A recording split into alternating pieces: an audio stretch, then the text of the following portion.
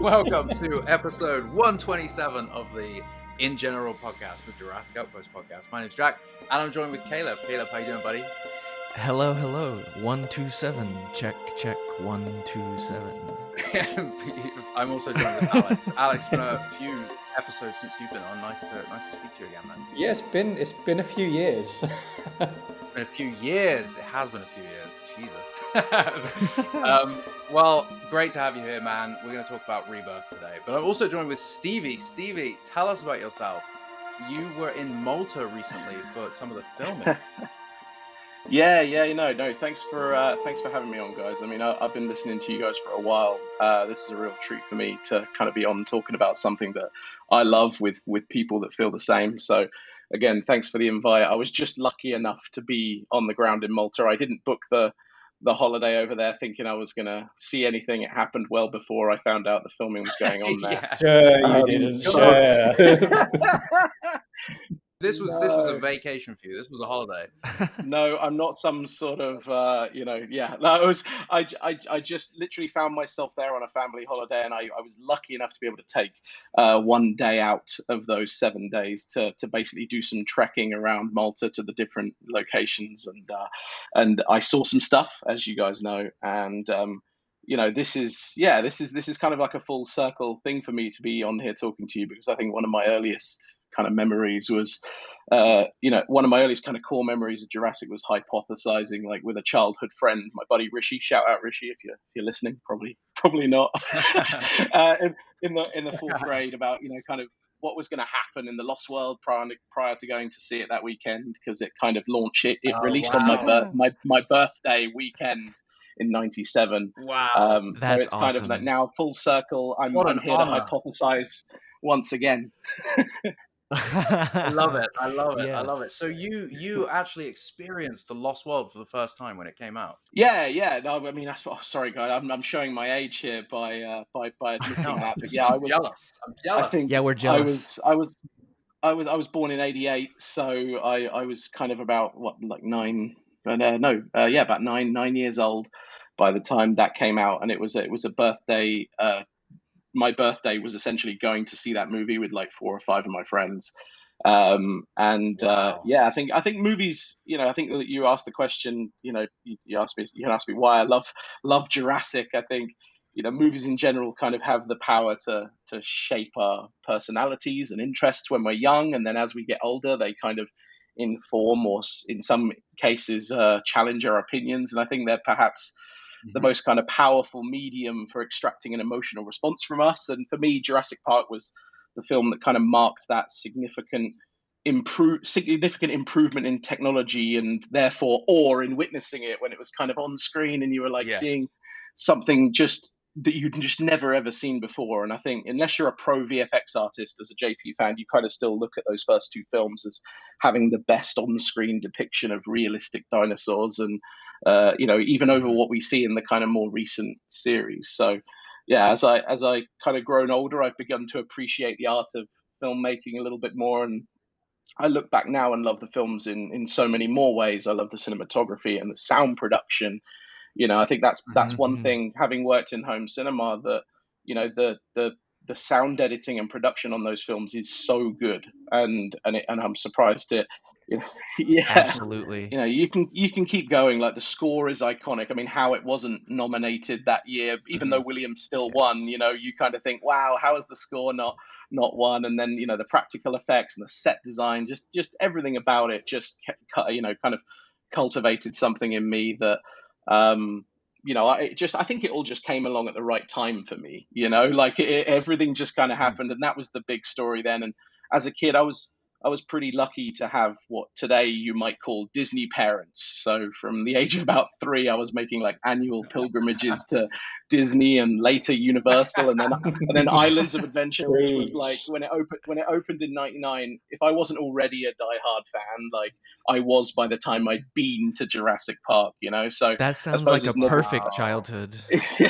As Nedry would say. Thanks, Dad. They sorted me right out. Yeah. Yeah. You guys, that's amazing. You were beaten, right? It wasn't just me. Like, Yeah. Every now and then. Yeah, I'm Cool, sure my cool, dad cool. won't. You set a baseline.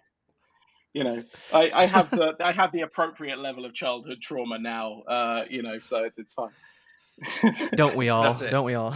Jurassic softens it up. So you mentioned the home cinema thing, and we were talking about that just before we started recording. And you mentioned John Boyega, and you said you got to tell us that story before we even talk Rebirth. So yeah, it's very much so. The involvement with that is, I actually, just to give you a bit of a backstory to it, I used to be a brand ambassador for a brand of home movie servers in the UK. They're a US company. They're called Kaleidoscape. If you know, if you've heard of them, they basically produce like the world's best home movie experience. They download movies directly from the movie studios in mezzanine files, and they put them all together and curate them. And the file sizes are bigger than what you can get on a Blu-ray or DVD, and they essentially go on this server that delivers it in like the utmost video and audio quality. And as part of my job as brand ambassador, and I would have to design and sell these systems into home cinema installers' jobs. These guys would approach us and say, I need a system. We would go in and help them out. So I would be involved somewhat, at least, in the design and delivery of these cinema systems to often high-profile individuals. And I don't make a habit of dropping too many names, but the company I worked for dealt with some really serious home cinemas, and some of the stuff I've been lucky enough to watch on a big home screen. It makes you feel like the only cinema that, the only commercial cinema that's ever been able to stand up to what I've experienced in a home cinema is like Leicester Square, Leicester Square cinema, as in like the best possible cinemas you can go to. So yeah, I've been very lucky. And that's kind of, again, just, I got that job because I was an absolute movie fanatic. I think my interview for that job was with a phone call with that lasted about 7 hours in total, and I was basically just telling them about how much of a movie insane person I was, and that pretty much got me the job, which was cool. So yeah, no, those were good times. I spent about 3-4 years doing that, and now I work in marketing. Nice. Well, bit of a change. you've sold me on this home cinema system already. Yeah. And like I hope everyone listening is ready, because this podcast is about to be 7 hours long. So brace yourself. But I mean, okay, so what an interesting and fascinating backstory, and I bet across the UK and stuff, you've seen some incredible home cinemas from some of the talent. Yeah, I've seen some pretty cool stuff. A couple of famous YouTubers as well. There's a couple of guys who they won't appreciate me talking about them, but they've invested in crazy cinemas in their house that just any person would dream of, and they're also big movie heads, and you wouldn't realize it either. So these guys, they appreciate their movies, but they also appreciate their kind of privacy for the most part, and we kind of have to kind of respect that. But that was a cool run. It was a pretty surreal life. You get to go a lot of cool places. You get to go to like Monaco Boat Show and stuff to kind of, you end up on yachts looking at cinema systems and yachts, which isn't too bad. But yeah, it's great. Yeah, not going to complain about that. I got to ask though. So you grew up, you saw Jurassic Park. You were able to see The Lost World in theaters, which is just I'm so jealous of that. But then you obviously were of age. You were able to see Jurassic Park 3 as well. What did you think of the third movie at that time? Because you were obviously, how old would you have been in 2000? Yeah, I was like 12. So it felt like forever between The Lost World and JP3. When you're a kid, it felt like such a long time. And when it arrived, I do remember feeling at the time like it was like a fresh take on JP, and even I was critical of it at the time when I was a kid. I came out kind of going, yeah, but it can't touch the first two, you know. But then as a 12-year-old, having to wait until I was in my late 20s for another Jurassic movie was agony. And I think I learned I learned to find any info I want online from searching for info on JP4. And I remember reading the leaks and hating the idea of human dino hybrids and mercenary raptors. Time is the biggest healer. And it seems as here we are in the 21st century with remote controlled hybrid dinosaurs. And, you know, I think seriously. That was what it needed. They just went, let's just leave this to sit for 10 years. And just see if the idea of ends up being a good one. I know, it was ridiculous. That whole period of time, it was like in total about 15 years of time where we were told, yeah, JP4's coming. Don't worry, it's gonna be great. JP4's coming. Oh, it's not happening. Oh, it's happening. It's not happening. The roller coaster of development that movie went on. That's my teenage years, just wishing JP4 existed. Yeah, we were all on. So we were on Ain't It Cool News. We were on ComingSoon.net. We were wherever we had to be to find that information. JurassicWorld4.org.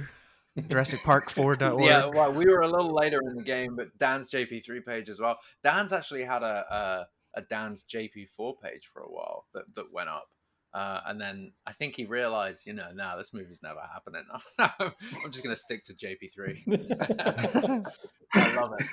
Okay, so you lived through basically the golden years of Jurassic. Yeah. Now you experienced Jurassic World, you experienced Fallen Kingdom, you experienced Dominion. What's your overall take of the Jurassic World trilogy? What do you think? Yeah, I mean, I don't hate on the universe building movies that were, kind of Jurassic World and Fallen Kingdom and Dominion, because they tried really hard not to fumble, and there are bursts of real brilliance in those films. I think, the opening scene of Fallen Kingdom, probably the best 10 minutes of the Jurassic World franchise, in my opinion. And and some of the Lockwood Manor scenes some of the Lockwood Manor scenes gave us a glimpse of how good a proper Jurassic horror could look and feel. And returning to the rain and the dark and making the dinosaurs scary again. I was like, can we get that on a hat? Make dinosaurs scary again. Yeah. That would be fantastic. I think I love them because you can't help but, I think when you've experienced it, you can't help but love Jurassic, right? But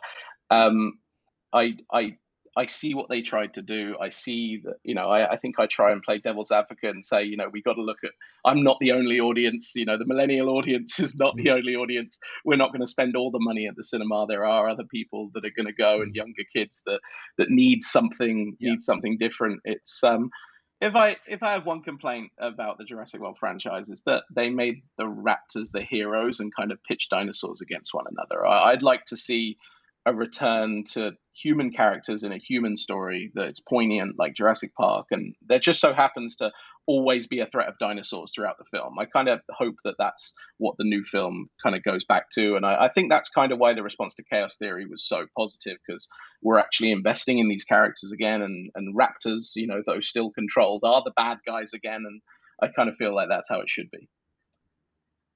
Yes, I was going to bring up, I think that's kind of that what you say you want out of the franchise in the next few movies or the next movie is kind of what everyone seems to be saying. And I think you bring up an interesting point about, we can't just think it's not just us. The movies aren't just for us. So obviously there is a younger audience, and that audience is traditionally where the studios gear things towards. It's the largest audience.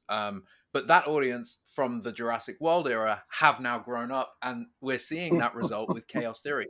I hope that is a sign for what the next movie is going to be like, a little bit darker as well. The audience that were young for Jurassic World are now a little bit older, and they're ready for full-on blood and gore and everything like that. So hopefully, fingers crossed. I've heard you guys talk a lot on here about how you'd love to see like an R-rated Jurassic movie, and I think I on that note, I mean, I'm also a fan of the kind of alien movies, as I think you guys are as well, and I think that like the JP, that franchise has been through the ringer, but at its best and scariest, I think both Ridley Scott and Spielberg knew that your imagination is more vivid than anything you can put on screen. And as much as we love seeing dinos on screen, I'd love someone to have the cojones to do it how they did it in their respective original films. You know, I don't feel like Yes. Alien Romulus is going to do that, judging by the trailers. We've already seen a lot of aliens and facehuggers, but you know, I kind of trust in Gareth Edwards at least to deliver something unique, and if he can bring 1 ounce of kind of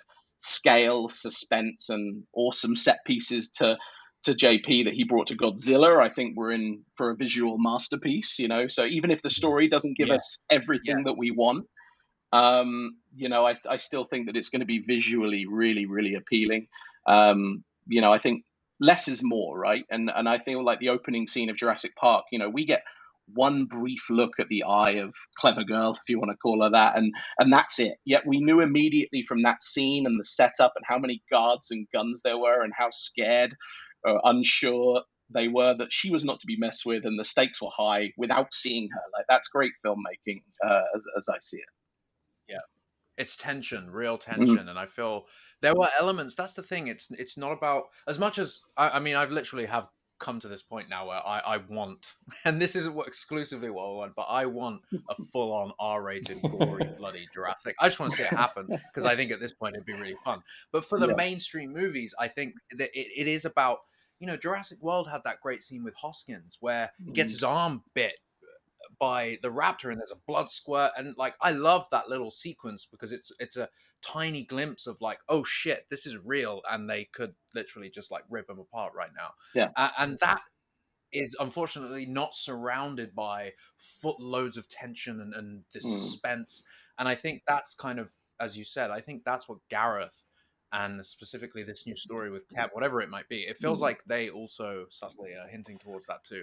The movies feels like from what we know so far, it may be a little bit more suspenseful, a little bit more contained, or at least that's what they're trying to do. Yeah, and I think that seems like the right thing. That particular scene as well was a really amazing return to practical effects as well. I think, you know, having the practical Indoraptor in there doing that was really, really visceral. And you know, if there's one thing I worry about, it's that not enough practical effects are going to be used under Gareth Edwards, just because he is so known. You know, he comes from VFX stock, so you know he's very much, you know, the kind of digital guy in that space. So I hope that he embraces the practical effects as Colin Trevorrow did.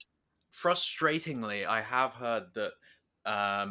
That I think there was there a report or was there something about there's not going to be any animatronics in this one? We did hear that, but then we've seen a picture showing not an animatronic but a dead parasaur. It'll be interesting to see if they do, if that changes, or if maybe that's just like on location. There's no animatronics. Don't worry, the stages have got these massive ones. But I do feel like, as you said, with Gareth, he's a very VFX heavy director, but he knows how to use it and work with CGI. That's always been his benefit. I feel like he would almost want the movie. I don't want to mess with animatronics. Let's do it all CG. We know what they're going to be, where they're going to be, and they're going to be hidden a lot of the time. Godzilla had so many moments of breathing time to build the suspense, even when they're falling into the city and you can't see anything through the cloud. But it's that tension of, what are they going to hit? What if they hit Godzilla? Like, what if they fall? You know, it's like all of that is terrifying. And I think, Gareth bringing that to the table is great. I also will point out just one thing about Gareth. He's obviously a very digital forward filmmaker, and he's shot everything he's made so far, I believe, was shot digitally. But Jurassic World Rebirth is being shot on film. And the cinematographer, which is crazy, like Gareth Edwards and the cinematographer have kind of joined forces. The best of the guy who shot Gladiator, Silence of the Lambs, things like that, is shooting Jurassic World Rebirth on film. That's a huge deal. And also pushing someone like Gareth, who's so digitally focused, to be like, nah, shoot it on film. That combination is exciting me. I'm sure as somebody that's loves cinema, has set up cinema rooms and you know, home cinemas, that's like That's gonna be great. I mean, when you work in that space for long enough, you start to get a little bit snobby about film formats, and you watch enough scenes over and over again that you start to notice different grains, and you get to a point where you're like, I can list off all of the greatest, kind of just particular scenes in films that are just the greatest for demonstrating the quality of a home cinema. And I think that's, you can list them. There's like Mission Impossible Fallout, the whole bits that were filmed on IMAX cameras in that were just like drastically different to the rest of the film. There's anything by Nolan. Yeah, pretty much anything by Nolan, let's face it. But I think just bringing it back to Jurassic, particularly one of the interesting kind of tidbits that I love about Jurassic is the kind of decision to shoot, in 16:9, let's call it, the decision to shoot in a full TV screen as opposed to a kind of a 16:9 like 2:1, CinemaScope ratio, because you needed the scale of the dinosaurs in that film, and then obviously that was a direct kind of choice by Janusz Kaminski and Spielberg to do that. But then interestingly, with Fallen Kingdom, I like how being a horror director, he chose to shoot in CinemaScope to create more kind of claustrophobia, certainly in the more kind of scary and tight scenes, to reduce that scale, which I love all of the kind of science and artistry that comes with choosing how to shoot film. I think that's really cool. One interesting thing is I saw a picture of Rebirth being filmed. I think it's being filmed on a Panaflex Lightweight 2, which is actually quite a small film camera, but Gareth and he loves. I mean, obviously he was. I think he operates. He's a camera operator on a lot of his films, though, isn't he? He likes to get really involved and get right into the filming himself. So I really kind of respect that. I think it's quite nice to see a director that's kind of come up from a kind of production role and stepped into that kind of directing role, as opposed to always maybe coming from another discipline. I think it's nice to see a guy so involved, and then you combine that with his kind of clear love for the franchise, and that makes for a good combination, I think. Yeah, I think everybody's on the same page about Gareth. It's just such a great thing, like seeing Godzilla and those opening shots, which are just very clearly his own Jurassic Park fan film, playing out. Color as well. Like, give him a shot. He's the guy. All right, so I think we should jump into Rebirth.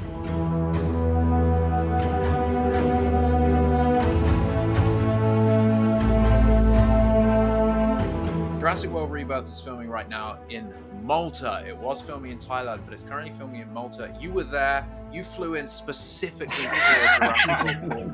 Like, that's what was happening. You took the family. You were like, it's a holiday. It's a holiday. I promise. It's not Jurassic. And you left them and you drove straight. Tell us about that. He left us. Yeah.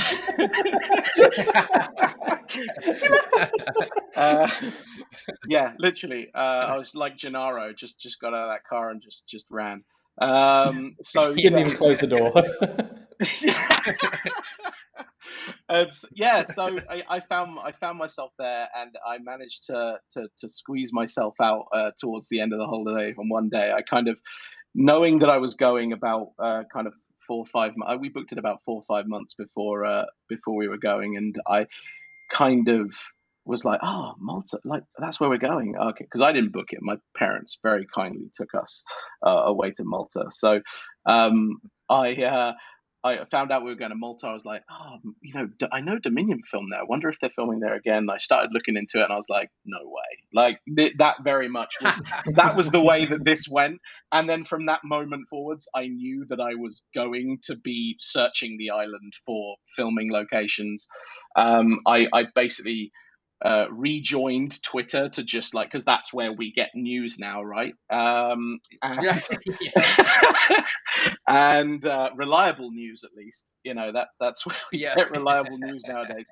And started searching around, and thankfully I came across a lot of information that kind of helped me plan where I was going to try and see something. And I think, having managed to find, I live quite close to, not a million miles away from Pinewood Studios, and not far from a lot of the locations where they filmed Fallen Kingdom in the UK. Kind of Hawley Woods near Farnborough area is where they did a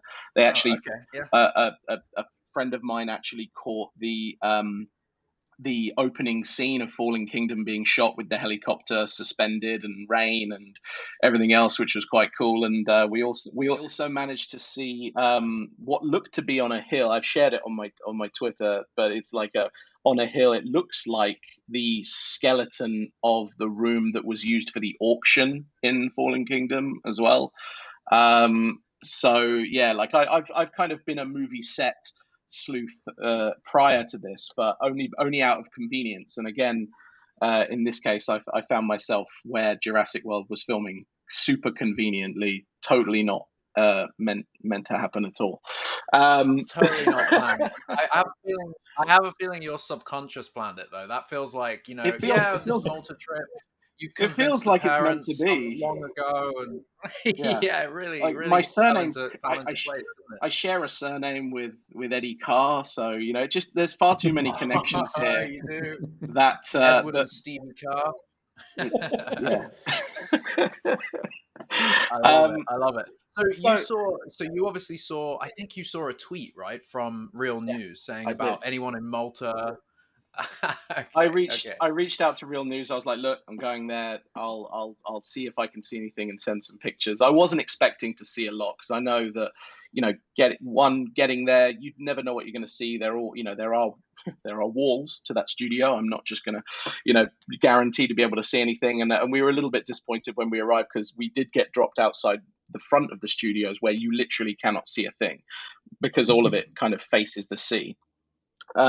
Amazing location, by the way. Like, for those that don't know, I mean, Malta Film Studios could not be closer to the ocean. I mean, that if you saw the pictures on Twitter, it literally is like the stage and then rocks and then the ocean. It's an amazing location to shoot movies, I'm sure, for the people doing it. That's awesome. And it turns out it's a great place for watching the films being made as well, because there's like a promontory that kind of stretches out into the sea that you only have to do some minor trespassing to get to.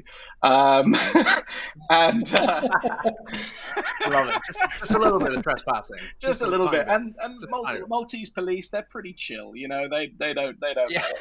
Even if we did get caught, I'm pretty sure they would have just been like, don't worry about it. But get out.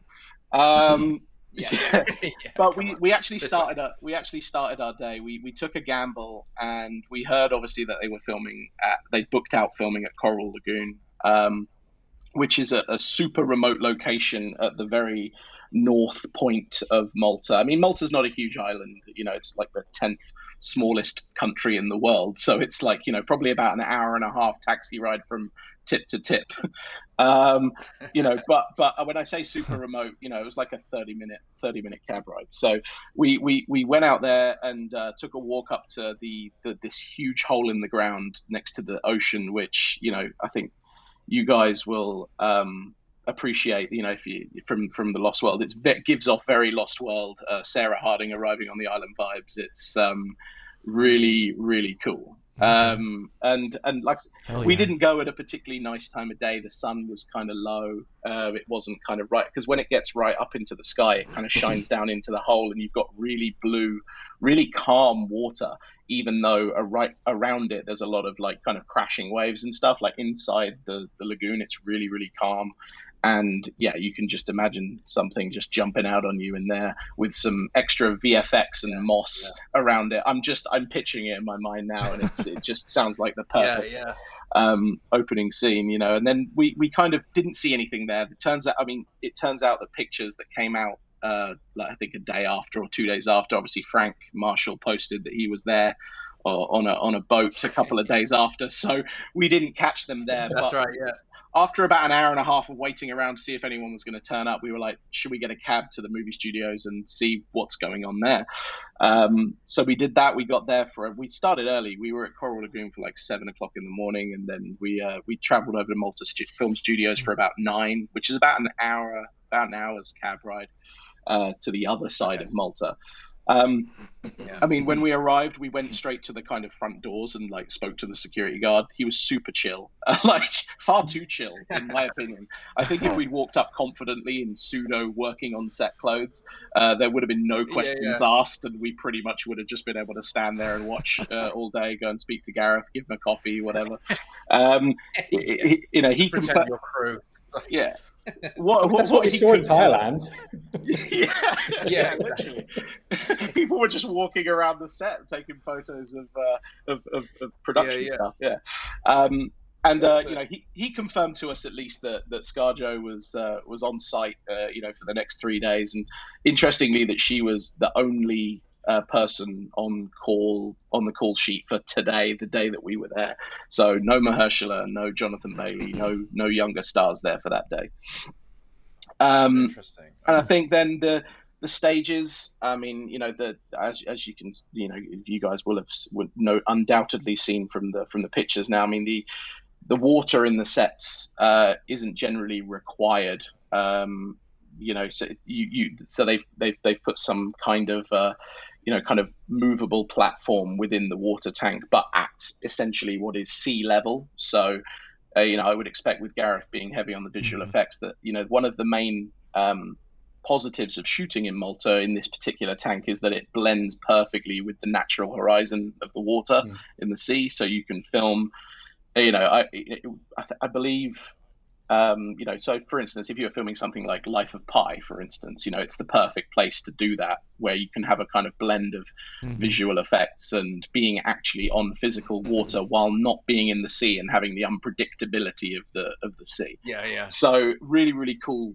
studio. Like you may not get the scale of it from the videos, but it's an enormous site and really, really cool to see.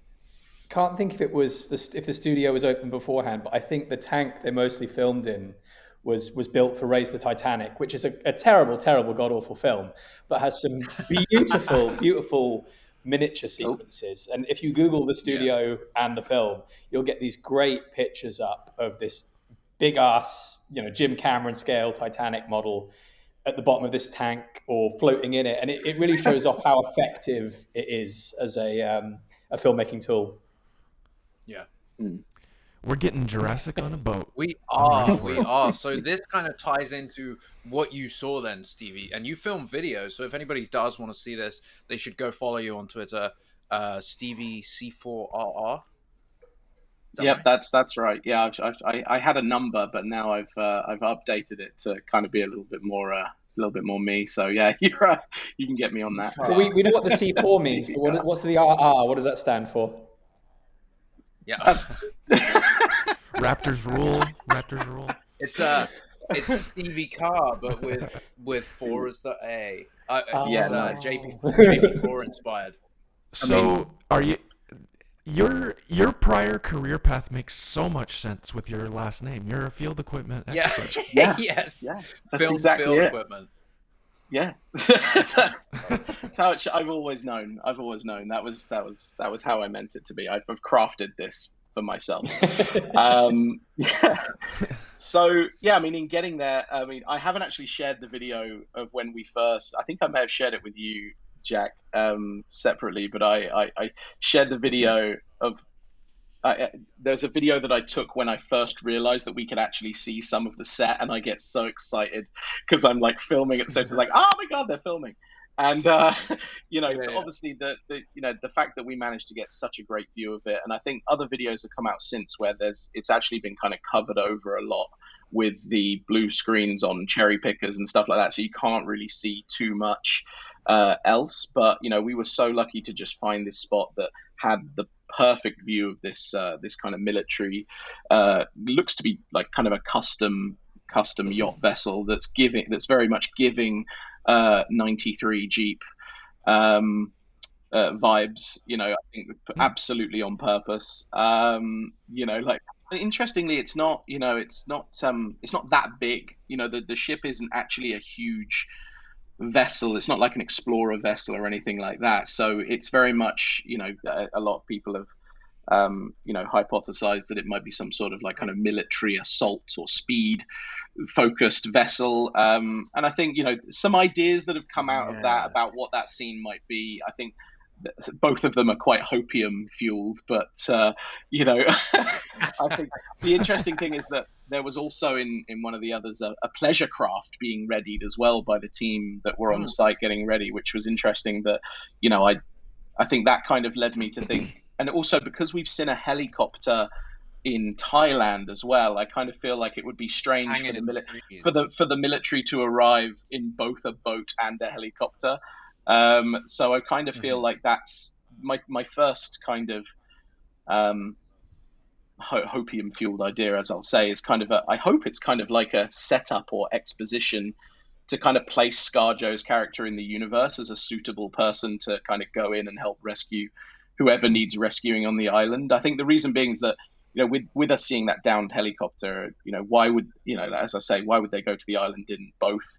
And I think, I as with the cold open to Fallen Kingdom, could this be a kind of another marine focused opening that puts her there as someone who's experienced in wrangling or studying marine reptiles, as we kind of think that this film is going to be focused around?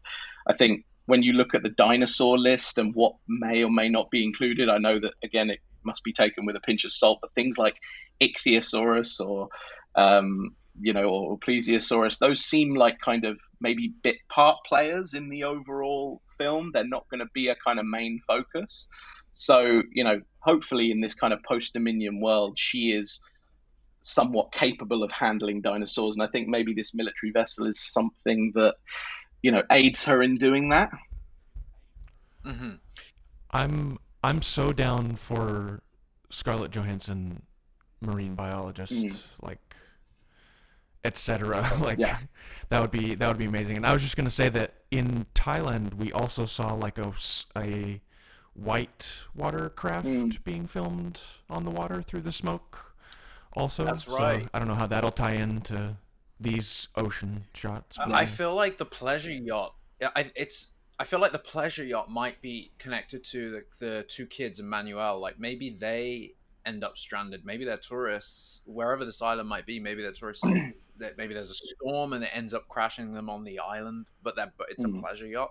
Maybe the boat with the red stripe, the sort of military looking one, but not military. Maybe that is a patrol that is in charge of maintaining this island and keeping patrol. Maybe it's like, shit, there's a pleasure yacht that's just been we're gonna figure that out. Maybe that's connected. But then as Caleb said, the whole, was it like it wasn't a catamaran that was it another yacht that was being filmed? It was like it looked to me like a small yacht. It definitely looked like it was like sort of old school wooden construction. Yeah, to me is what it looked like. Interesting. To me, so. There's a lot of water, a lot of boats, a lot of stuff. Water finds a way. Water finds a way. But let's talk theory. So I'm going to throw this out there. From what we know about Thailand, there's like some Aztec ruins.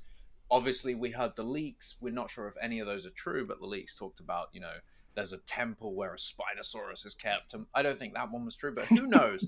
What do you think? How do we think this all connects? As you said yourself, Stevie, it feels very like Sauna-y, but we've been told this is not Sauna, this is a new island. But then the official synopsis that came out just said the island. What if this really is Sauna? What do you guys think? Well, I mean, if it's Sauna, I don't hate it. I think, there's still a lot of ground to be covered in Sauna. I think we only really, even in between the Lost World and JP3, we only really scratched the surface with what's gone on at Sauna. And I think, but I am quite keen as a Jurassic World evolution lover as well to see what goes on like Pena and Tucano and Matanceros. It'd be great to see the 5 deaths make an appearance. I think, bringing it back to that kind of Spino angle, I think my most, but my heart says that I would love to see this boat scene that they were filming when I was there. I mean, one of the biggest pieces of information that I can, kind of bring to you guys is that, I must have watched 10 takes, 12 takes of that scene, and every single time it wasn't a Freudian slip. He physically did say, "Here he comes," with every take.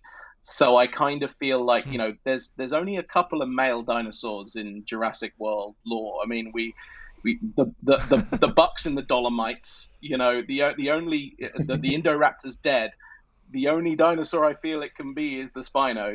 He's the only other kind of confirmed male. And I would love a Gareth Edwards take on a cross between kind of the Spino River scene in JP3 and the final boss in the Jurassic Park Sega game with like a T-Rex attacking through the trees kind of thing. I was like, that would be just incredible. That's my kind of. That's an interesting thought, because like, could be, I don't know, I want it to be the Spinosaurus. Yeah. Like, don't get me wrong, but like, and like, I don't know, part of me is like, maybe it's a new, if it actually is like a male creature, like maybe it's a new male creature that we know is male somehow. But like, that's what's really interesting to me about what you just said, is that like they said that every take. That's really interesting. I think the Spinosaurus in a temple as an ancient monster, I think that sounds fun as like a subplot, maybe. Alex, what are your theories? I don't know, man. I don't know what this film's about. I'm so lost. We hear all these things, and like at the time, there's no way. Like, I can't imagine this being a film that would ever work. But then we thought that about theories with the previous films, and then when you see it articulated on screen, it's like, okay, no, it does work. The audience is open to this. I love that the film feels like it's got more texture to it and more color. The temple ruins are a really interesting departure. I think we've only ever seen that in maybe Trespasser. Correct me if I'm wrong. Yeah, those are so intriguing. Giving it history, and not just like Jurassic history, but world history, is really, really interesting to me. And I think being in a new locale as well, like having that new visual identity. Like, I completely get why JP3 filmed on a different island to get a new looking jungle and a new fresh look. It's just a shame that it was representing something we'd already seen on film. So again, if we're filming somewhere else, I prefer it to be set somewhere else. Don't change what we've seen in the past. Don't retcon. Let it be somewhere new. Let it be one of the other islands. Give it a completely different topology, geography, flora, fauna, etc. I'm interested to ask Alex. Yeah, no, absolutely. I'm interested to ask, go ahead, Alex, Steve, with what you've seen over at Elstree. I'm interested to. Are you familiar with kind of? Is it confirmed that the thing that you've seen is part of the Jurassic World production, or could it be like Paddington 3? Because I tell you what, you make a really Alex, good point. Fill us in about what okay, that's a really, really good seg. So just for context, I live not too far from Elstree.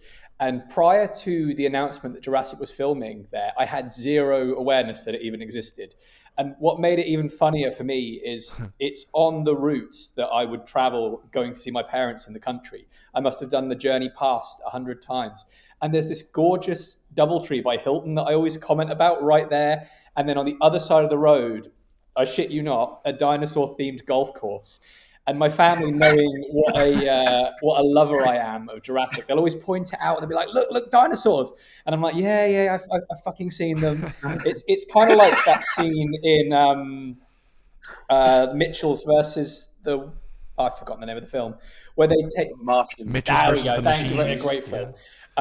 Where they go to the dinosaur retail store and the boy's just not impressed at all. It's all like derpy looking dinosaurs, and that's my kind of reaction to anything that's not Jurassic. So when this was announced, I was like, no, this can't be there. That's just bonkers. That's mad. And then I hadn't been past in a very long time, and obviously filming, as far as we know, isn't due to start there till September at the earliest. Right. But probably 2 or 3 weeks ago, I was driving past on my way out to the country, I wasn't driving. I was in the passenger seat. I should. And I was kind of talking to my family about this. I was like, oh, there's this whole studio here, sound stages and the like. You never know. Maybe we'll see something. All I was really expecting to see was the sound stages, because obviously they're quite tall. And as we got closer, I've got Google Maps up. I'm like looking. I'm like, okay, any second. And then we're alongside, and you still can't see anything because it's a motorway and there's trees along and nothing. And then suddenly, just as we're about to kind of peel off, the last two sound stages are visible above the trees. And I was like, well, that's cool. At least I can say I've seen it.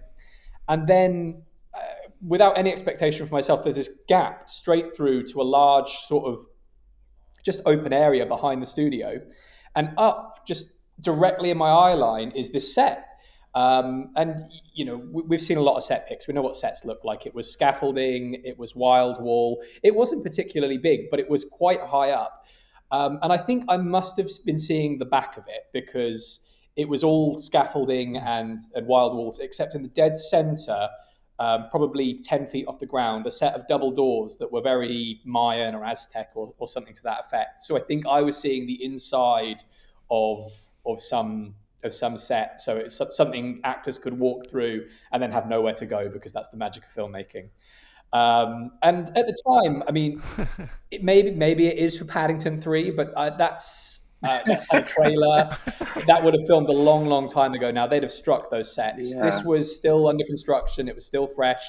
I have been on Google Maps and Google Earth, and you can see they've never had anything out back of the studio in the whole time it's been there. They cleared some land maybe a year ago, and it's just sat empty ever since.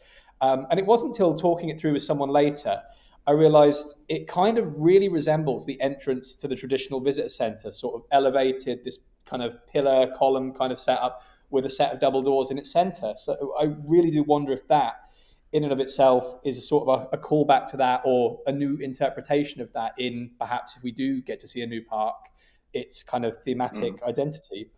And then a couple of weeks later, I'm driving back the other side of the road, fully expecting to kind of only see that same set again, maybe if I'm lucky, or maybe it's already been blocked off, I don't know. But because of how the road kind of curves past, it's very, very difficult again to see anything. This time, I could see the sound stages well in advance.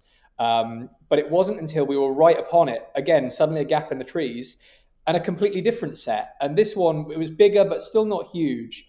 And it was kind of a cliff face with, I think, what looked like a waterfall. It looked like it had been sort of painted to look as if water had been washing over it. It had a lighter effect. And I feel like either a platform or something attached to it, very kind of JP3-esque, kind of reminded me very much of the aviary. And I tried to video it this time, and I did an absolutely shocking job. Honestly, could not be. When I sent the video to my friends and to the Outpost team, I had to remove the audio because I was just too embarrassing. Like, I'm talking about it, and then suddenly I see it and I squeal and I'm panning around, and it's you get the silhouette, and that's it. Oh. I should have done that with my videos, because I just squealed and then shared them immediately on Twitter. Hey, it means you're Jurassic fans. That's all that means. That's so interesting and so crazy, Alex. That got me really excited about Aztec ruins. Because in Jurassic, that's a completely new thing.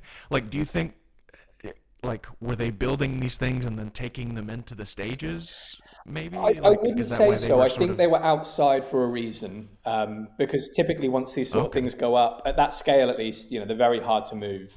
I don't think you put scaffolding up to then move it. So I think they basically repurposed the area behind the studio as kind of a backlot, because if you look at any of the aerials of Sky Studios, it really doesn't have a backlot. It's mostly sound stages, very tightly packed together, and some office space. It's not a huge studio at all.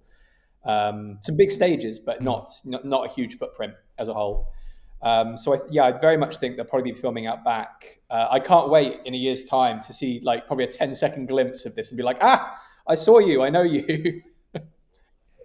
Yeah, I'm so intrigued to know what that is. So good stuff.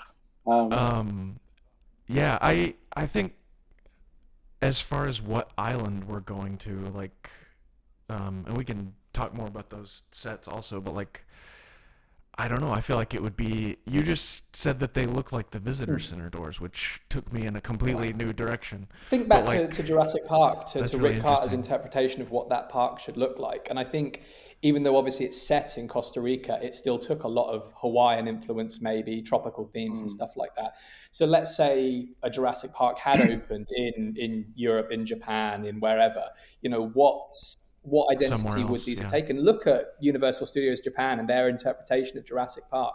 And it has these really interesting different elements. They've taken the shapes we know, but then overlaid this different culture and interpretation. So I think perhaps maybe that's what we're finally seeing. And I think that's really interesting to me, more Yeah. than any of the design work we saw in the Jurassic World films, because again, we're in that same locale. It's following that same, obviously plussed up, but that same sort of motif. But now, we're in a whole different cultural backyard.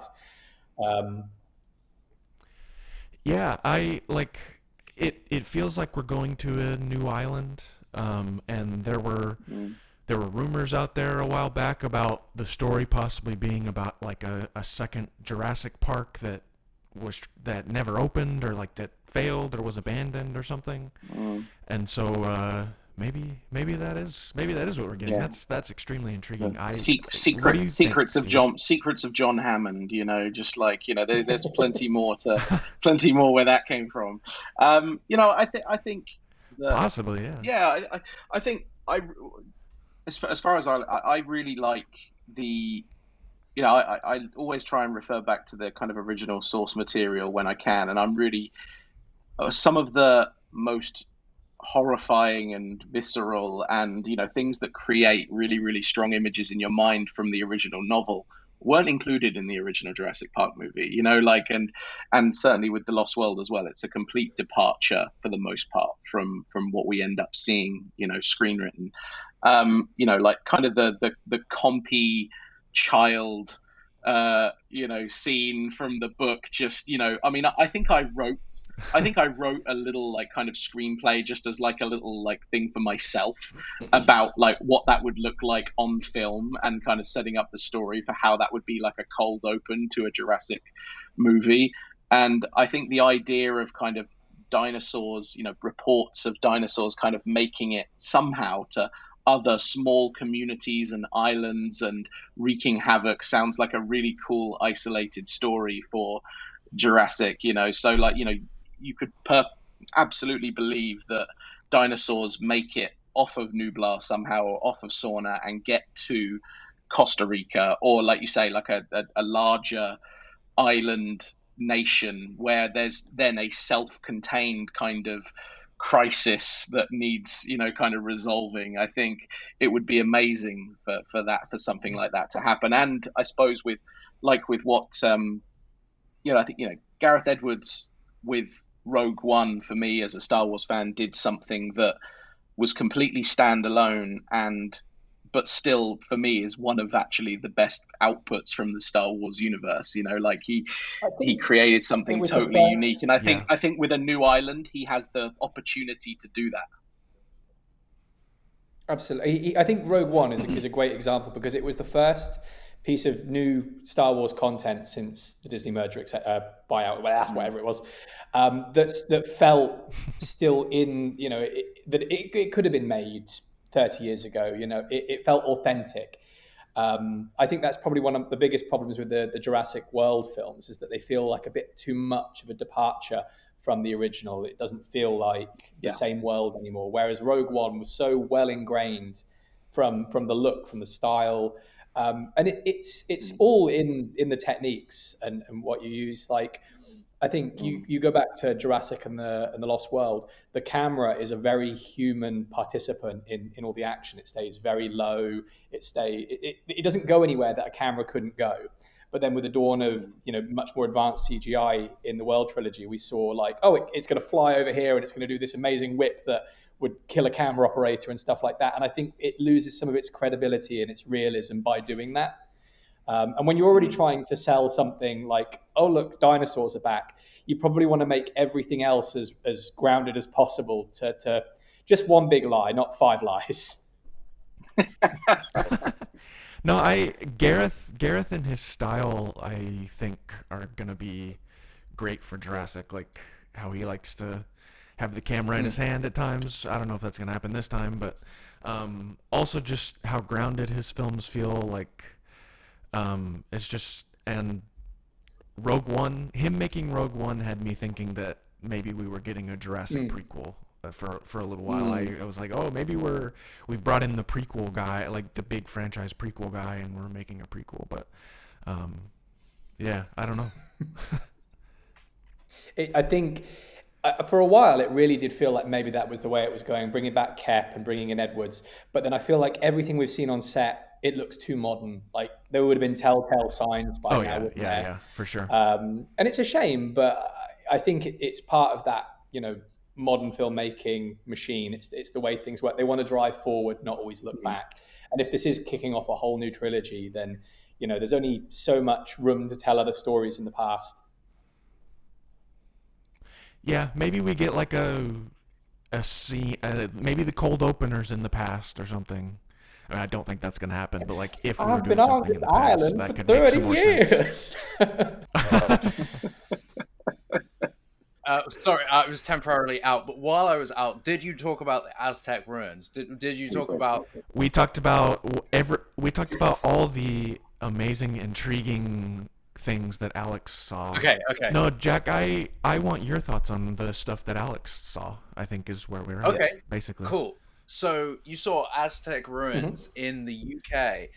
I mean, we were discussing it that it could be for another movie. It could be for something else. But I mean, based on what we know, it's probably for Jurassic, right? Sky Studios seems to be dominated with Jurassic for the next few months when it does arrive there. So that'll be interesting.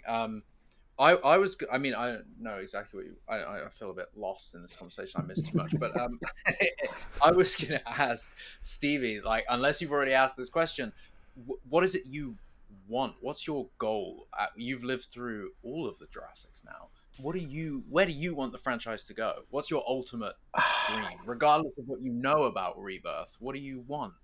Well, do you know? I think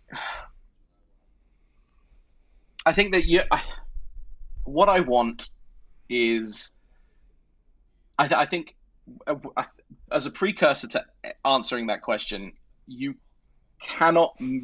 no one should ever remake Jurassic Park unless you do a faithful retelling of the book, period. Like there is never any excuse to remake Spielberg unless it is a completely honest retelling of Crichton's work, which I don't think they'll ever do. Right? I honestly don't think that they'll ever. Books are really long, and you're not going to get them on film.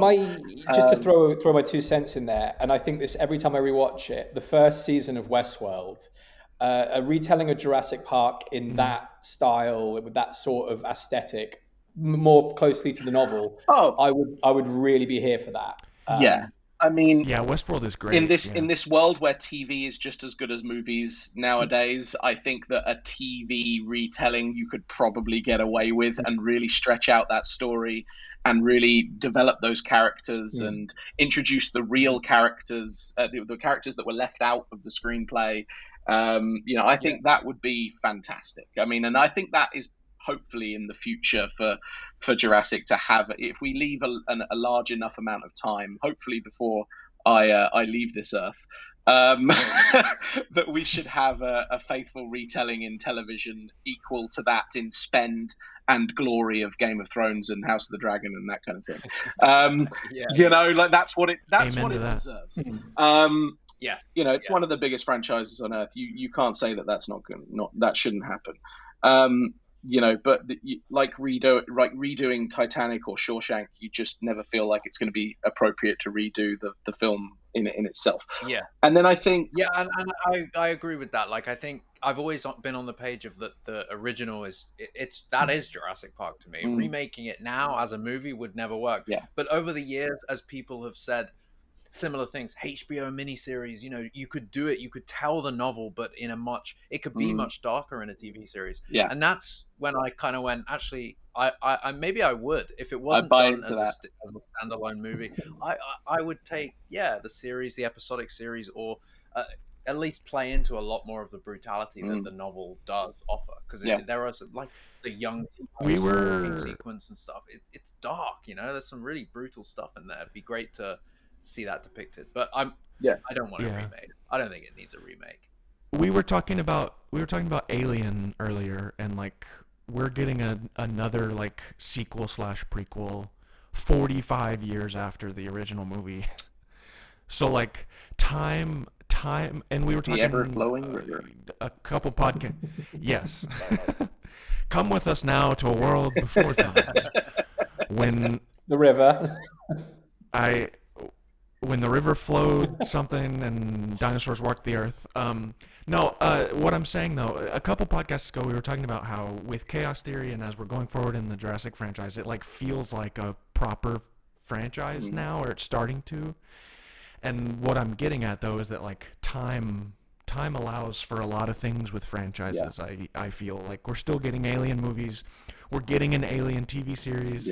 So like with time, I think we're gonna get some of that, and I think cool stuff with Jurassic. To continue on kind of what I want, I think just briefly touching on Jurassic Park Survival, I think that Universal are smart in continuing the story from JP1 in game format first, to kind of test the water for the success of that. And if it gets enough of a following, you can absolutely see a Jurassic Park Survival kind of movie potentially that comes out of that, because I think that story from Jurassic Park failing onwards and that huge amount of time between when Masrani resurrects it, I think is great, kind of a great area to explore further. I think there's plenty of legs in that time span. I think maybe having to wait so many years before Jurassic World was kind of a good thing, so that there was enough time to make other stories in that time.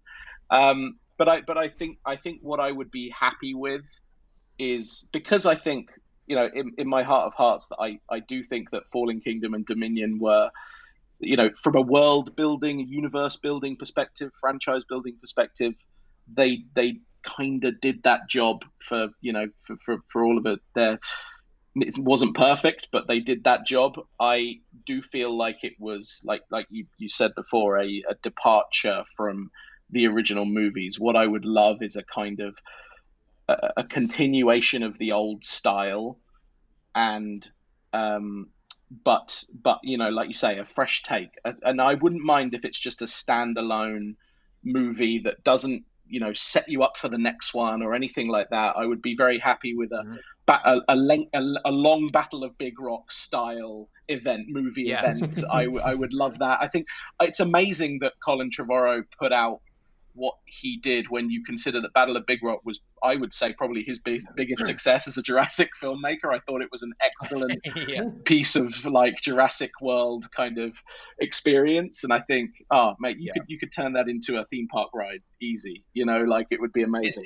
It's funny how that one turned out, because it really did give us everything that Fallen Kingdom had promised, and everything that people had been sort of expecting from the next iteration of Jurassic was dinosaurs on the mainland. Battle at Big Rock did that perfect isolated story that you enter and then you come away from, and you feel like, that's a really nice, well-contained story. And we wanted more of those experiences. We got it briefly in Dominion with the opening sequence at the theater. I thought that the drive-in movie theater, I thought that was like equal on par of awesomeness.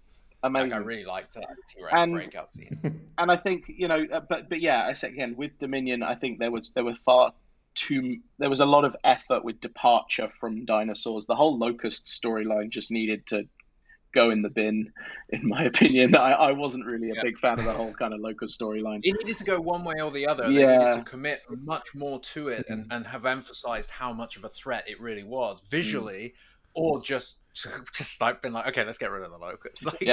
There needed to be more locusts, as I always and not just more in the swarm. It needed much more of the storytelling. Needed to be like, all right, let's do it. We're back in the room. So, Stevie, carry on your conversation. Jurassic World 4. What do you want? Tell me. Yeah, I think going on from.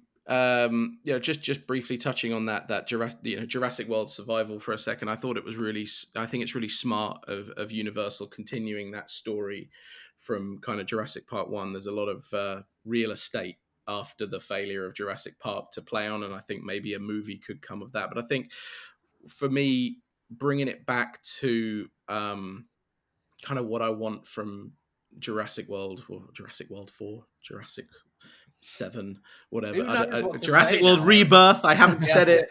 I haven't said it yet, but there you go. Rebirth. Let's hope. I mean, I think I don't want to get too focused on the title, but what I would like is ideally a standalone, I think, experience. I think that's one of the main things I'd love to see is, you know, bringing Dave. We haven't mentioned David Koepp just yet, but you know, on this particular pod, but I think we mentioned him plenty on other. You've mentioned him plenty, you know, but having him back, I feel like you know, bringing his kind of spiritual guidance back to Jurassic, I think, is an absolute masterstroke, and I would love to see potentially something that honors what's come before, but at the same time delivers something that is unique and scary. I think is really important. I want it to be scary. I want to have my emotions drawn out of me. I want to invest in characters. I want, you know, there to be exposition. You know, I think, you know, I look back at The Lost World now, and it's easy to fast forward through all of those kind of early Malcolm Hammond talking points, but you'd love a bit of that now, right? You know, you'd love to see a little bit more kind of, you know, understanding the human element in all this, and even you know, the political element, which I know they touched on a little bit in Fallen Kingdom, but you know, it was kind of you want to understand the world a little more. In The Lost World, you get that glimpse of their look. You know, like when they're on the subway and they're kind of looking at him like he's some weird conspiracy theorist guy who's made up a story, and it's you get a sense like this world. Okay, this world's sort of aware about what's happening, but everybody doesn't really believe it. That kind of world building is so subtle, but does feel a little missed in some areas, especially with Dominion. Kind of the stuff you see is like, it's Franklin at the CIA. It's like, okay, this isn't. Yeah. I can't relate to this at all. I don't know. I think, but I feel like it's going to be tough because a lot of that era of filmmaking feels like the industry has shifted a lot. I know there are some movies that feel like they're coming back. Like Longlegs is a good example of a movie that is set in the 90s and actually feels like that kind of movie. It feels like a product of that era, which is a really hard thing to do. It can be done. It can be done. It's so tough to do. And I do hope that when you play these movies back, I want it to feel a little bit more like the first two. I want that tone. I want that feeling. But it is a really hard thing to. A lot of it is a product of its era. Let's not forget that the original film was essentially a standalone movie. There was no, you know, as much as, you know, there was no kind of, you know, setup for anything more to happen after that. It was a standalone event. Yeah, and they left the island. It ended. Yeah, Park, like that, abandoned. Like that was it. And there's nothing wrong with it being that. You know, you can create a universe, you know, without having to tease what's gonna happen next. It's very much, you know, I think that's it's okay to just leave it open and cliffhangery, and you know, you shouldn't feel like you have to, you know, create this kind of, you know, set up the next movie. Let's set up the next $1 billion that we're going to make. You know, like I feel like it was a little bit gratuitous in that respect. You know, especially knowing that with Dominion they were planning to split it in two. There was going to be a part 1 and a part 2, and I really do feel like it was a good move on the studio's behalf to not do that. I think the fatigue may have set in a little bit. I think the fourth part two, really, Locusts part 2. It would have felt so much less cramped that way, though. It would, absolutely. I think that's one of Dominion's issues. Is it does kind of feel like just too much being shoved into that 2 hour whatever runtime. It's like, cut some of the Locusts maybe because it's not working. It needed more time, but. I think if there's anything that's come out of the Jurassic World movies and out of the original series is that some of the best stuff happens when it's dark and when it's raining, right? Yes. And I just feel like I'd love a return to like gritty nighttime, you know, escapades rather than things playing out in the day. You know, I feel like the Indominus escape from Jurassic World would have been 10 times as scary if it had happened at night. You know, like that would have been. And then obviously, you know, like people wake up the next day in Jurassic World and stuff's going on immediately, and you're just like, like I feel like that could have been a better way to introduce that creature to the world, because you know it was a pretty cool escape as it is. But given that's kind of the kicking off point for everything that then happens in the Jurassic universe for the next 8 years, it's a really dumb moment. No matter how you spin it, like it's just, they left the door open. As much as I really love that sequence, I really do like how that sequence is put together. The cutting back and forth in the control room and the actual element, but the idea that they went into this super containment paddock and they were like just left the door open because it's not in there. It's saying it's not in there. It's like, really, that's bad writing. That's some bad writing right there. But it was a cool scene. I really did like that scene. I wanted them to leave more of the park security guy getting bitten in half. That is a great shot. Leave more of that shot in there, please. That's what I want. Or just leave half of him on the ground. You know? Yeah. Yeah. It is. We do the goat leg shot from JP, just his leg slamming down on a window. Like the closest thing we've had to true gore in Jurassic Park has probably been the killing of Eddie Carr. That's like the closest thing you get is just seeing a man just like torn in half, you know, like for that reason, Wheatley's death in Fallen Kingdom. I was going to counter with exactly fantastic. that. Yeah, true. Yeah. That is, and that's a fully practical. We saw a cut of the film with that unfinished effect, and that's two guys in the puppet. Ted Levine, he's got his arm in green wrap, and it's another man's arm we still see in the. Jack, you were with me. You saw this. That's fantastic. That's fantastic.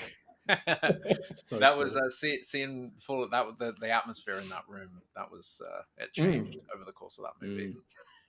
We were very excited when it began. I agree though. I think this I hope that they're making this one, as much as of course they have another trilogy in mind. Of course this is not the only next movie. There's going to be more, but I hope that they're making the movie to be a standard. I want it to feel like exactly like you said, it's one movie. It's not like it doesn't end with a cliffhanger as such. It doesn't. I don't want it to feel like there's all these teasers throughout about this massive thing that's coming in the future. There's a big end game. It needs to just feel like a very contained movie, and it sounds like it's going to be. It really does, based on the small amount that they have officially told us. It's a simple logline. It's a very basic concept. I'm sure the movie is not basic, but I hope that they are on the same page there. Because for sure. Jurassic needs that critical success again, I think. And I think we might get that. Maybe we're going to go the other way. Critically successful, box office bomb. Yeah. I'll take it. I think Jurassic gets talked about all the time about, it makes $1 billion every movie. Like, I think this next one is going to be the first one not to do that, and that's okay. I think it's just gonna do really well at the global box office, but it doesn't have to make $1 billion every time. But interesting. That's the thing. I never look at the box office figures, but with giant blockbuster franchise movies, tentpole movies like this, you obviously are going to see how it's doing, and that is a part of of the dialogue that surrounds the movie. So yeah, it'll be interesting to see. I think Gareth Edwards is going to be a huge draw. The guy, directed by the guy who did Godzilla. Godzilla's still huge right now, even though Gareth isn't involved in any of the new movies. And the guy who did Rogue One. That's like such a fantastic Star Wars movie.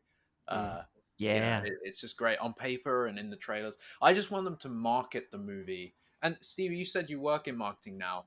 The Fallen Kingdom marketing. Fallen Kingdom had some fantastic trailers. The issue was they spoiled a lot of the movie. Dominion, same kind of deal. That they went so heavy with a lot of the marketing that you ended up seeing a lot too much, I would argue. I'm wondering, because we haven't heard anything yet. We're less than 11 months out. What do you think the marketing is going to be for this next film? Like, do you think they're going to go subtle or? I mean, I certainly have an opinion on it. The type of marketing I do is performance marketing, so it's very much kind of advertising, pay per click, SEO, website optimization. It's not kind of your kind of brand and film and promotions and activations marketing, which is what obviously Jurassic will be looking to do for their movie. Although, I mean, I'd love to get into that line of work. That'd be so cool. Yeah.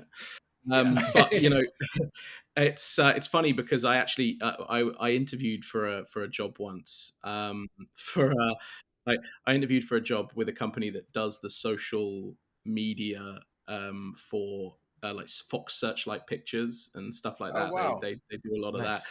And, as part of my application, I actually wrote basically a probably a 2-page editorial on my thoughts about what Jurassic World Dominion needs to be. Okay, all right. That was one of the things that I submitted, which I've tried to just build Jurassic Park into everything I do, which is like shameless. Hell yeah! But yeah, it's not like shameless. That's the life of a fan. We are just everywhere. We see it everywhere. Jurassic fan, yeah. But I think from a kind of marketing perspective, I think you've got such strong IP. There's absolutely no way that anything that you put out from a Jurassic standpoint is not going to be eaten up by anybody and everybody. I mean, I think you say it's not going to do as well as the other movies. I think that by any stretch of the imagination, it will still be an extremely successful movie. And knowing how much of a thrifty director Gareth Edwards is, I think the movie's going to make probably a very, very good profit. I think, what did he do? The creator for about $50 million or something, which is insane for the movie that is. That movie, amazing. So, and when you think that these movies cost 150, 200, 250 to make, I think that if he creates a movie that is anywhere near as thrifty as the creator, it's going to be an extremely commercially successful film. And those guys at Universal, I mean, they have every single probably some of the best merchandising departments that you have in the movie world. I used to work for a creative studio that did the photography for all of the new Universal toys that come out, so they would get sent all of the Universal toys, and they'd photograph them for kind of distribution on the internet and resellers, so we'd get to see all of the the plushes and stuff that they were producing before the movie came out. So those guys are so organized, and I have no doubt that it will be just as strong a marketing effort as it has always been for Jurassic films. And I grew up with having all of those kind of retro toys that if I hadn't played with would have been worth crazy money now. And I love that. I just love being involved in that whole world of I love being marketed to when it comes to this stuff, right? I love having things created to me. Just I want to give you my money, just take it from me. So I don't really have too much of a kind of I don't know what they're gonna do, but I hope that the decision, I hope it's not spoiled. I hope it's kept reasonably under wraps. I hope that the as much as I am a culprit of leaking, and I feel slightly bad about that, I am someone who has contributed to spoiling the story, but at the same time, I hope that there are a lot of elements, a little bit like I know we don't talk about Marvel on the podcast too much, but a little bit like Deadpool and Wolverine just did, a lot of fan service, a lot of great kind of sequences that are just all-time amazing sequences. But I think that's all you can really ask for, is that they continue to do the amazing job that they have been doing of kind of creating and maintaining an amazing fan base for Jurassic, which I think is all marketing is really there to do. And just expand Jurassic World into Epic Universe and all the other theme parks, and there'd better be a Jurassic Park in Universal UK when it opens. Hell yeah. I mean, you live near there, Alex, so you're going to be loving. I mean, you're not that far from Bedford. You'll be getting a membership my there. My brother lives literally next to the new station, and it's a 30 minute train for me. So I'm annual passes all the way. Like I'm in. Yeah. Yeah. Ooh, that's gonna be great. I think that there's a case for teasers and the trailers for this movie. I always think back to the movie Arrival, where it's Amy Adams, I think, right, and Jeremy Renner, about the alien invasion kind of thing, or aliens arriving on Earth. But there was a teaser trailer that came out for it, and it was, as far as I remember, it was one shot, and it was a bunch of text, and then a shot of Amy Adams looking up and out, and the sort of reaction to something, and that was the teaser, and it created such a feeling that was all I wanted to see before I saw that movie. And I vowed I'll never watch a trailer. And I watched the movie, loved the movie, and after I saw the movie, I watched the full trailer and was glad I didn't, because it spoiled a lot of the film and it told you a lot too much. I know that Jurassic Rebirth, it's gonna have that full trailer. It's gonna have its Super Bowl moment. It's gonna have that massive, big trailer. But I want them to focus on that teaser first, and I really want that very first visual thing that we get from this movie to be the tone. I really want it to set the tone. I want it to tell us, like, it's going to be, this kind of feeling. I don't know. I hope that they are able to achieve that and not just go full blown. We've certainly, when you think back to our first kind of instances of the last few films, the first Jurassic World teaser didn't quite grab me. The music was odd. The shot choice was a bit synthetic. There was that horrible CG shot of the gate that was just a teaser. Yeah. But then think back to our very first taste of Dominion. Not Dominion, Fallen Kingdom. It kind of really said, like, this is a departure from what you don't remember it was a really weird song, the jukebox, the needle dropping on the record. It was really tonally different. You're talking about Fallen Kingdom, I think. Yes. Sorry, I said Dominion twice, didn't I? I was no, you're good. hyped. I was so hyped for Fallen Kingdom, because I was like, wow, we are genuinely returning to a horror. We've got a horror director doing a horror movie. Fallen Kingdom is the best Jurassic World movie. I will shout it. I will shout it from the rooftops. I don't think it's as good as the sum of its parts. When you break it down into scenes and shots, on their own, they're fantastic. But then when you cobble it all together, it's like some sort of Frankenstein monster of films. Like, that's what I want. Didn't Bayona call it? I know that his wording may have been something different, but he said something like, "It's the weirdest Jurassic movie" or something, and he's right for a multitude of reasons. It is the weirdest movie. But it's got a lot of redeeming features. We brought it up before about the gothic aspects. Love that so much. And on the marketing for Fallen Kingdom, like, I consumed every single bit of it, and so I was spoiled on some things. Like all the posters, you can still picture all those different silhouettes. The Indoraptor reaching out. That's burnt into my mind forever. Yeah. Well, and so like, when Dominion came around, I stayed pretty much completely away from the marketing, and it was like it was a really fun experience, because I went into Dominion not knowing very much. So who knows? Who knows? Yeah, I watched literally the only piece of marketing that I watched for Dominion was the first full trailer. Like, I didn't watch anything else. So, and the first full trailer gave away some things, but like, it did. I didn't. Dominion trailer was pretty good, actually, if I remember. Yeah, I didn't watch trailer 2, quote unquote, until after I saw Dominion, and I was like, I'm glad I didn't watch this, because it spoiled a little bit more than the first trailer did. But I think those with a fresh take on a movie, like one that's not part of a trilogy, at least yet, like, I feel like the marketing's hopefully going to be kind of unique. But what were you going to say, Alex?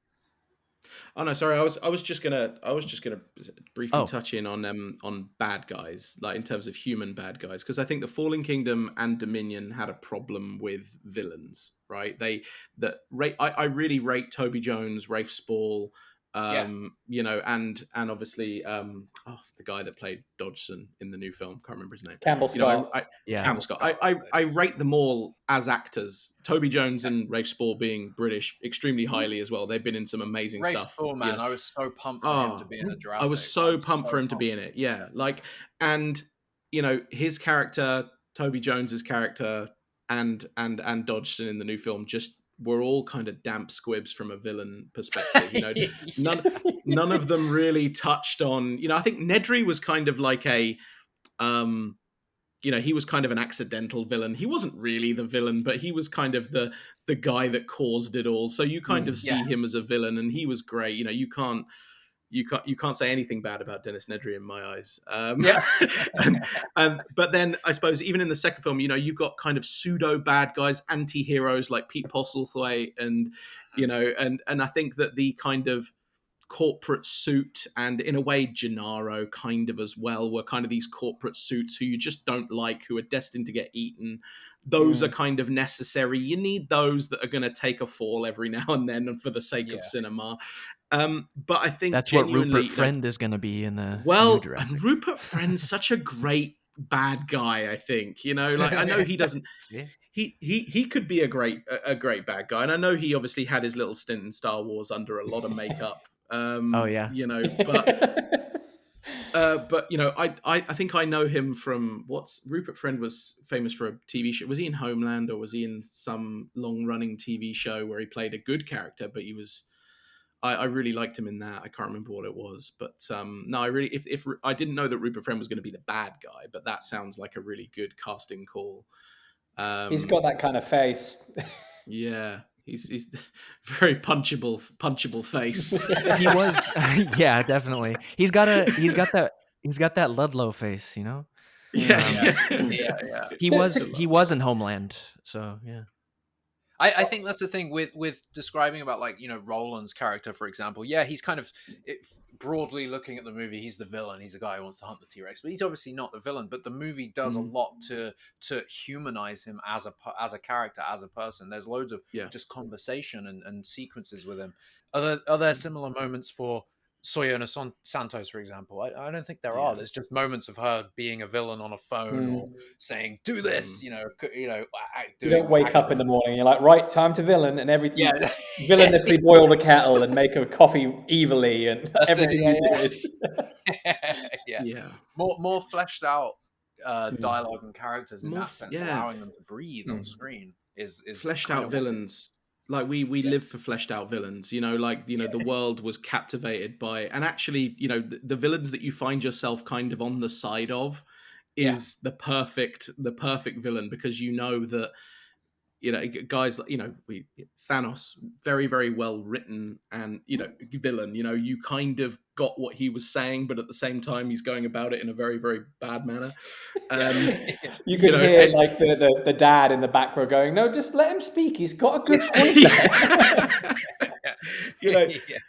And it's those villains that you can really relate to, and kind of see that they're human beings actually underneath, but they just have kind of just got one aspect or two aspects about the way they're going about it really, really wrong.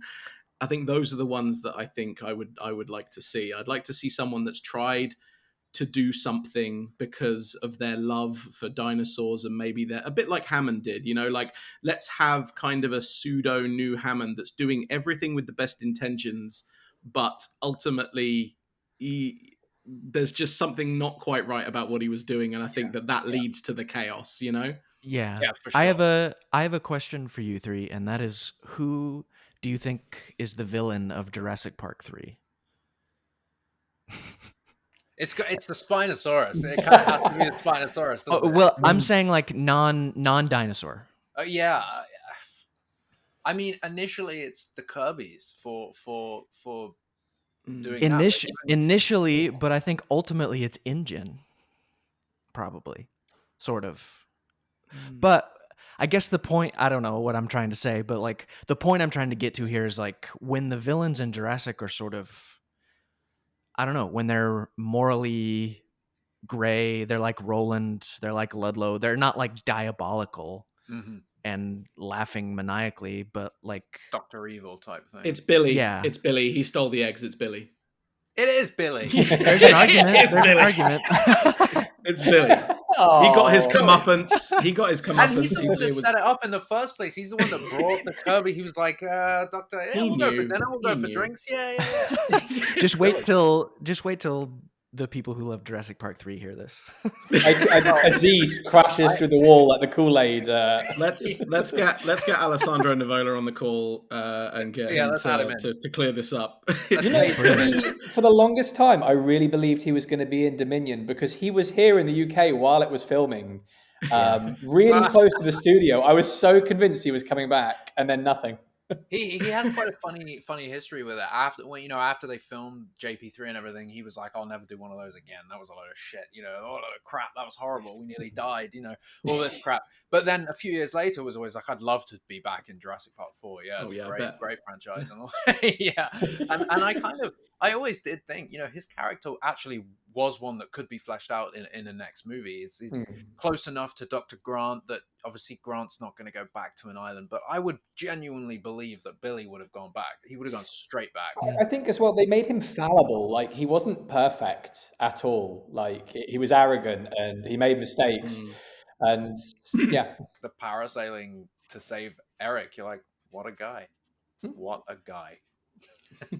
Let's have him in JP4. And I think that was also, there was that video game that was kind of the Trespasser 2 that was going to utilize the character of Billy to go back and talk to raptors and communicate with them and stuff. I think that was always part of the plan. I think you make a good point about it being framed as InGen again, Caleb. Like, certainly earlier scripts did more work to do that. And like, there are lines cut from the final film. The pteranodons, they were supposed to be also, a bit of a dark secret that weren't on InGen's list, and they cut that because it just made zero fucking sense. Well, and they were InGen was making things that weren't on their public list. So, yeah. Hey, I think this is a good time to wrap it up, Stevie. It's been great speaking to you, man, and I think people should go follow you, Stevie Carr, but Carr is with the number 4. That's your Twitter. Right. That's your X account. You've got a whole thread on there. If people want to see your videos from your time in Malta, they should go check that out. Real News Hawaii, obviously, go follow their page. They shared a bunch of your videos and information. Any final thoughts, Stevie? Anything else you want to share with our wonderful audience? I mean,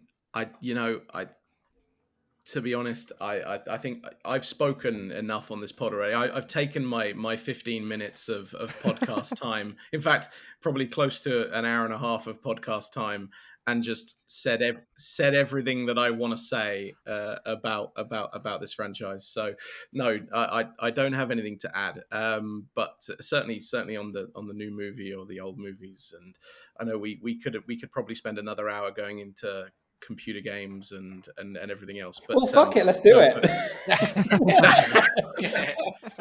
For me, ultimately, I just more is more. I don't think less is more with this. Like, me, I've as my kids grow up, I would love to force feed them more Jurassic content and get them as into it as I am. That's it. My firstborn son's name is Rex, and that tells you everything you need to know about what that kid's life is going to be like. That's amazing. Rex Carr, I love it. That's great, man. Well, listen, Stevie, we'd love to have you on again because there is obviously so much more to talk about with Jurassic. And as we learn more about Rebirth as well, it will be great to get your perspective on that. So we'll definitely have you back. Thank you for joining the podcast. And Alex, Caleb, thank you for joining. This has been a lovely pod. And for everybody listening, thank you for listening. I never know how to wrap these up. Go to JurassicOutpost.com. There's links to all of our other stuff there. And that's it. New hats that say make Jurassic scary again. Well. Make dinosaurs scary again. All right. Peace.